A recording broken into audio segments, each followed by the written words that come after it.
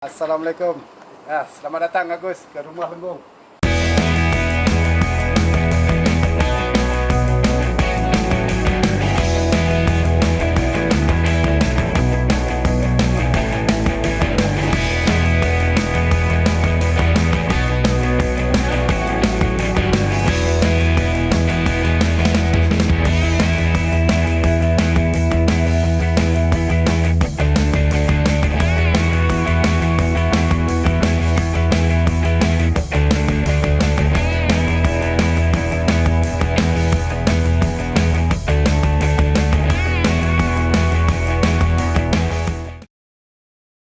Halo, selamat sore teman-teman.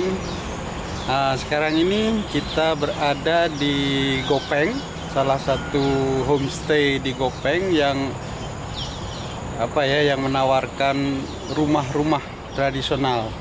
Kayak di belakang saya ini rumah merah, dan sebelah belakang tuh yang rumah kuning, dan sebelah ini rumah putih. Nama homestay ini Bagas Sakarya. Keunikan homestay ini menawarkan rumah-rumah adat Melayu lah.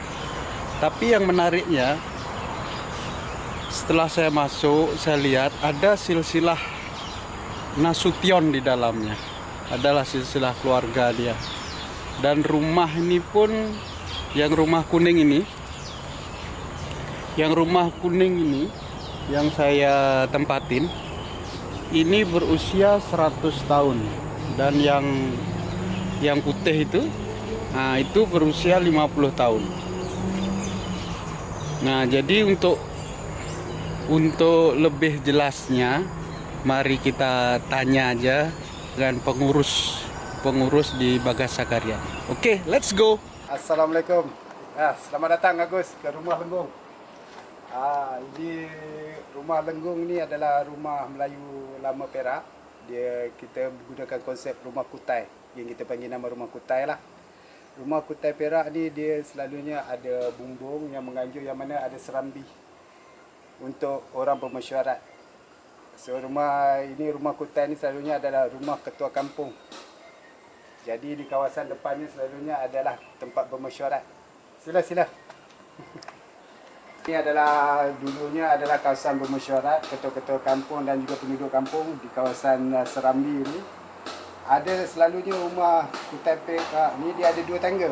Satu tangga di hadapan yang menghadap sebagai pintu muka rumah untuk keluar mencari rezeki, akan menghadap ke arah matahari naik selalunya. Ke arah matahari jatuh, kiblat. Sila.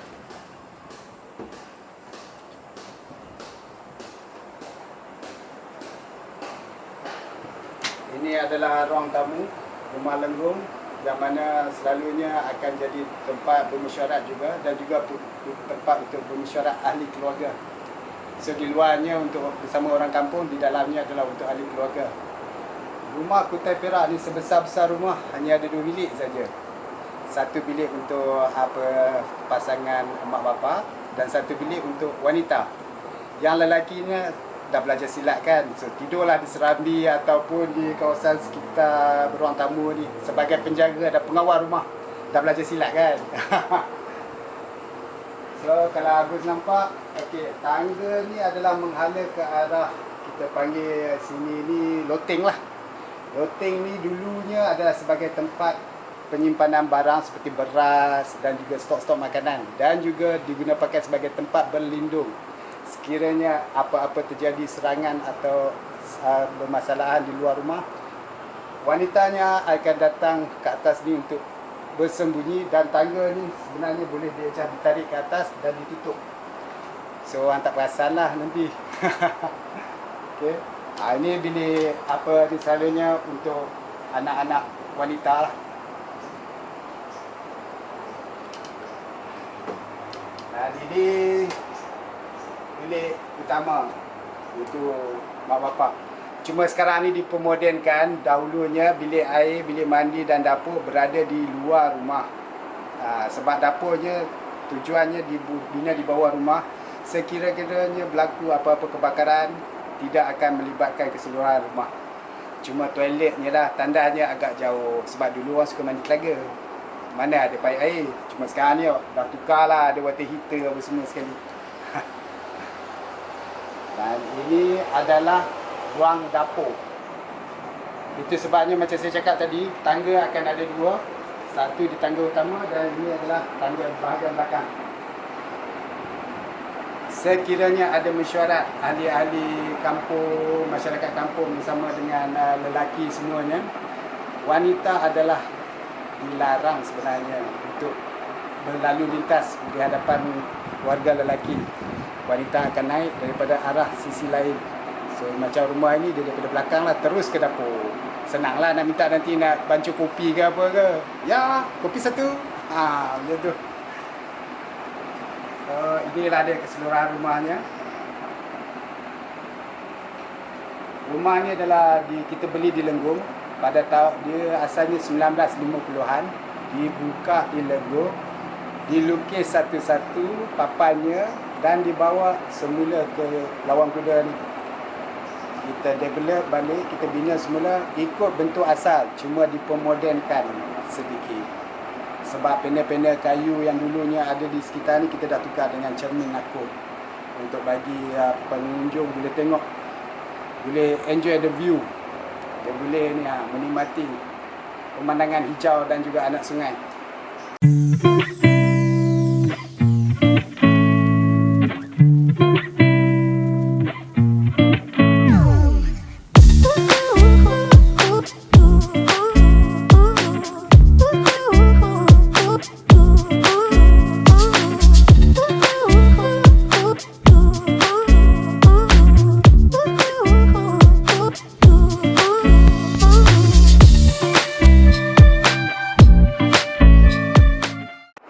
Ini petasan ni.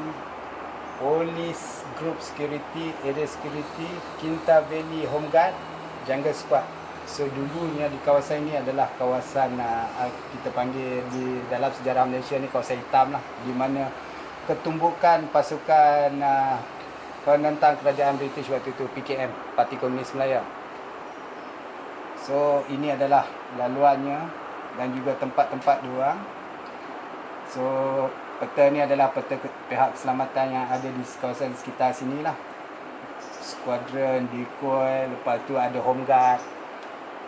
Kalau di Indonesia panggil apa pasukan ketumbukan rela kampung, sukarelawan kampung. Sukarelawan Hansip. Hansip. Inilah. Kalau Hansipnya maksud Jungle Squad, dia duduk di dalam kawasan kampung sikit.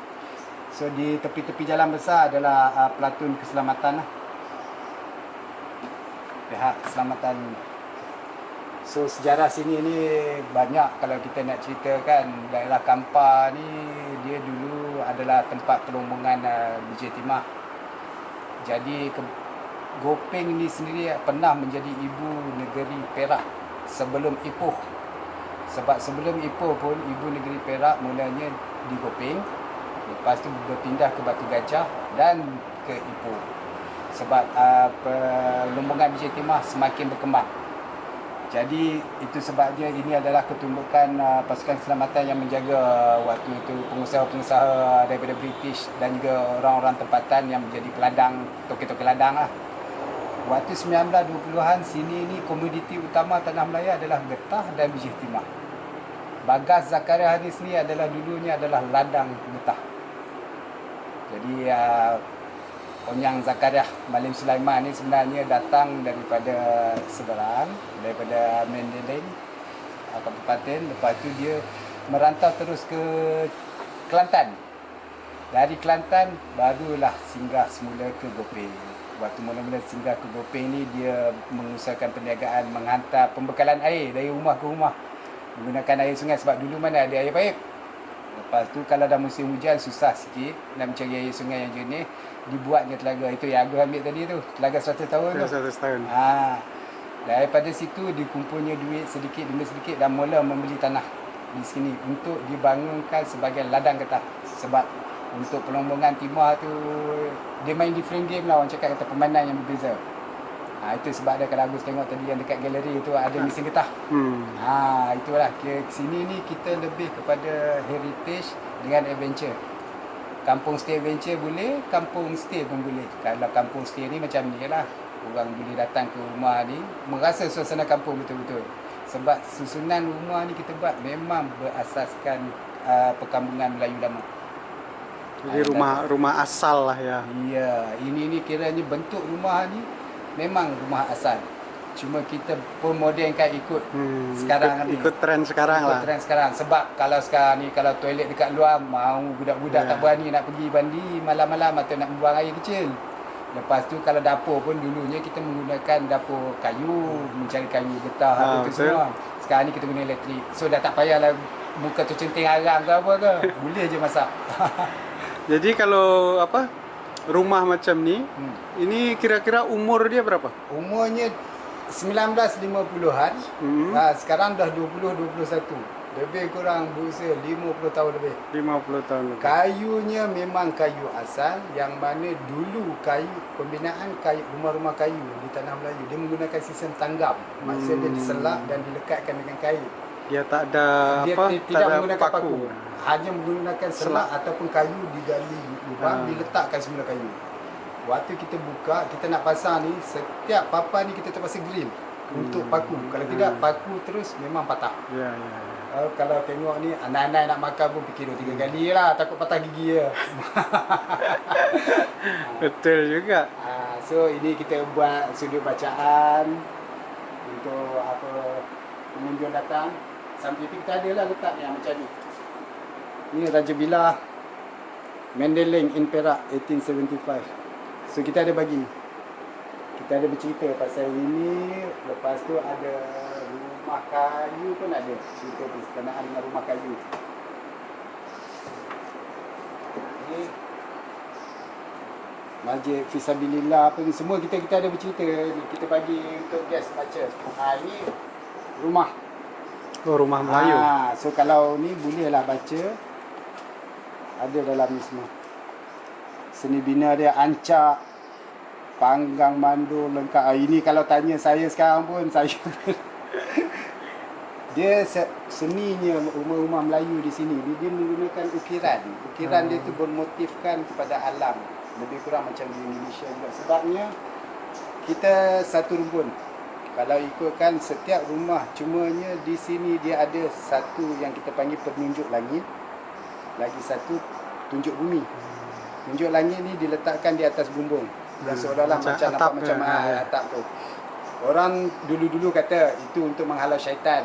Sebabnya memanglah yang pencuri ni orang cakap syaitan. Sebab itu menghalau pencuri daripada naik ke atas bumbung. Sebab dia berbentuk tajam. Kalau ikutkan dari segi keagamaan, itu adalah penunjuk langit yang mana kita kena ingat pencipta kita adalah yang berada tinggi di atas.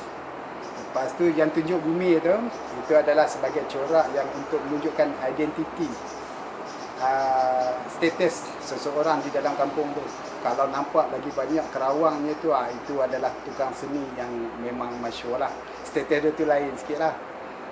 Dan juga dia sebagai untuk mengingatkan kita setinggi-tinggi kita dongak ke langit, tetap ada yang satu di atas kena berpijak di bumi yang nyata. Itu sebab dia mesti berpasang tunjuk langit, tunjuk bumi. Itu dia. Tapi memang nampak seni lah. Ini kalau tengok dia punya bentuk ni lebih kurang macam seolah-olah Minang pun ada, campuran Siam, Patani pun ada, Kamboja pun ada. Dia punya ni. Dia ikutkan orang cakap ada bermotifkan macam sekarang ni di sini kita menggunakan motif daun dan juga kepala cicak. Sebab kalau ditengok seolah-olah macam cicak tu tengah tengok ke lantai. Kalau tengok ni, habis nampak ni, tengok ni kan.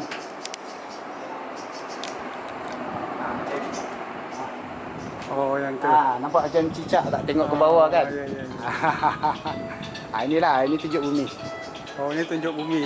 Tunjuk langit tu yang tajam tu. Oh, yang tajam yang Tak nak bagi syaitan bertenggek. Maksud dia pencuri bertenggek di atas tu lah. Kalau dia naik tercucuk perut dia. banyak orang memang tak tahu.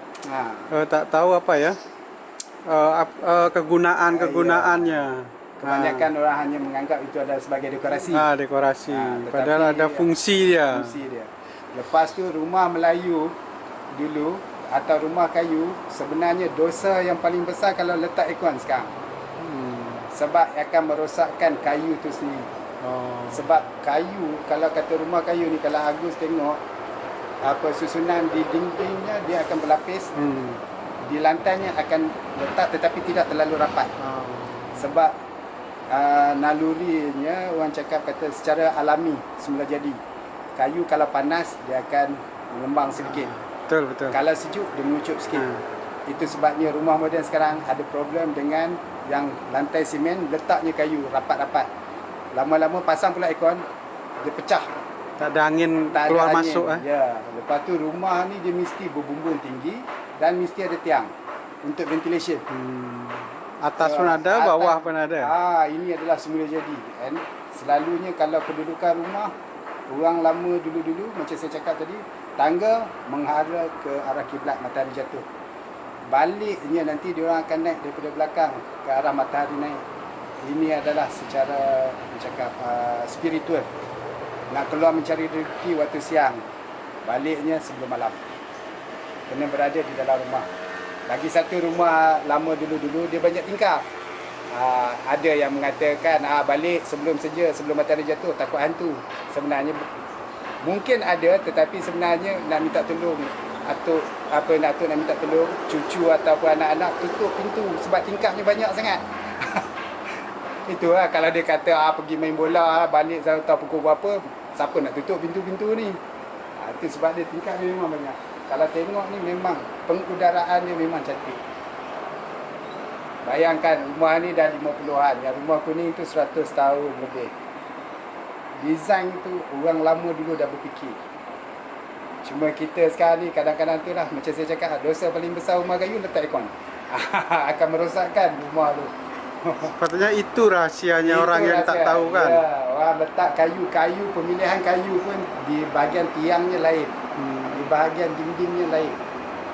Jangan kita senang-senang nak buat rumah kayu, beli je satu jenis kayu, tak boleh. Sebab tiang masih menggunakan sistem tanggam, iaitu selap. Macam sekarang dia kena kayu cakap hardwood. Lagi panas, lagi dia keras. Lagi panas, lagi keras. Itu yang kayu cantik. Selalunya orang guna cengang, nyatu. Ini yang jenis guna kayu kempas. Itu dia. Mungkin ada nama, kalau Indonesia rasa je ada nama lain kot. Saya pun tak tahu nama Indonesia. Sebab macam ini pun kita sengaja biarkan rastik. Ini Swiss ni, ini waktu zaman British dulu. Dia di dalamnya menggunakan bukan semata-mata wayar elektrik, tetapi dia ada macam plate timah. Cumanya kadang-kadang dalamnya ada ni telur cicak. So nak kena main sikit. Itulah beauty-nya, kecantikannya kalau duduk di rumah kampung. Kena pandai-pandai. So kita masih maintain. Ini kita tambah, kita ubah suai. Dan papan-papan ni kalau kita tengok, ini adalah cat asal. Kita tak ni, kalau tengok lapisan rumah dahulu, selalunya diorang menggunakan cukarang. Apa cukarang? Cukarang ni kan kayu buat arang tu, kayu bakar. Ya. Setelah masuk dalam gut, dia akan ada keluar macam wap tu. Itu akan menjadi cukar. Tujuannya, satu menguatkan kayu, lagi satu racun serangga secara semula jadi. Tidak berbau dan menambahkan kekuatan kayu. Cukarang. Ini pun saya pun belajar daripada orang-orang lama. Dia boleh tahu. Dan setiap rumah pun dia ada ibu rumah, serambi, itu ada. Ni konsep tu. Cuma saya bahagian tu saya belum lagi. Belum tahu sedetailnya. Cuma yang saya boleh cerita secara general lah. Apa yang kita nampak, kenapa kita preserve rumah ni. Sebab rumah ni kalau macam tengok pun dua rumah ni rumah kotak. Sebesar-besar rumah macam saya cakap. Rumah sebelah pun sebesar-besar rumah ada 2 bilik. Cuma yang rumah kuning tu 19-20 dah ada 4 bilik. Sebab itu adalah tokel ladang. Rumah tokel ladang.